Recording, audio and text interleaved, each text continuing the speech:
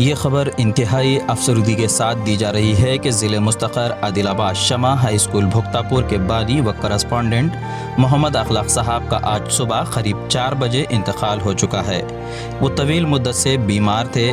खुश मिजाज मिलनसार शख्सियत के मालिक मोहम्मद अखलाक साहब की उर्दू के तय खिदमात को भुलाया नहीं जा सकता। उन्होंने करीब 4 दहर तक उर्दू की खिदमात अंजाम दी हैं। उनके इंतकाल की खबर सोशल मीडिया पर आम होते ही मुख्तलिफ स्कूल्स के मुंतज़िमीन, असातिज़ा बरादरी, दोस्त अहबाब व दीगर ने बड़े ही अफसोस का इजहार करते हुए उनके हक़ में दुआएँ की।